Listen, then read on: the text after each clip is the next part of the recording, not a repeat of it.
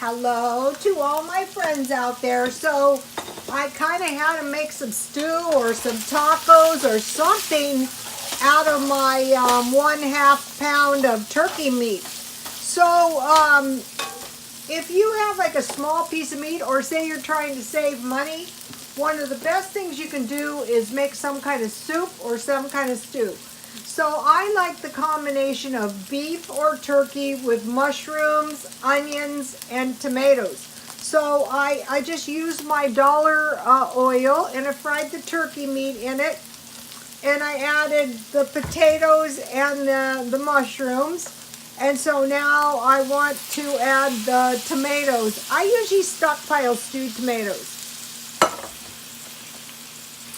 So this is going to be a small batch of stew.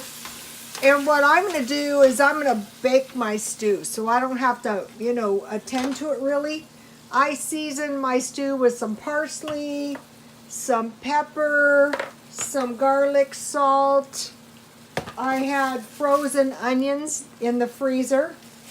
And so this is a pretty small batch, so I'll just put one chicken bouillon. No sense opening a whole batch of a whole box of chicken stock. And so then I want to pour a little water in.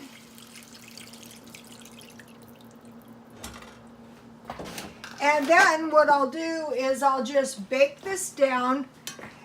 I'll bake it at 350, and I'll check it every now and then. And you could make this in a crock pot. You could make stew in a crock pot. So see how my half pound turkey is quite a bit of food.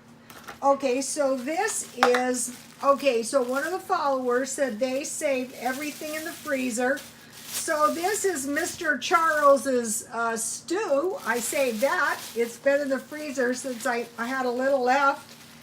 And I agree with the follower who says he saved everything. And this is the potato soup I made, one small portion. And this would be good with if I have some sandwiches. So, this making stew or, and then while this is baking, I'll whip up a little batch of bread, and then I'll have homemade bread. I have honey and butter. I have my stew. I have my homemade yogurt, and later on tonight I'll make myself a smoothie. I buy the frozen fruit at Dollar Tree, or else I can use my own frozen bananas. So okay, that's the stew. If you make stew a couple times a week, it's really going to stretch your budget. God bless you all.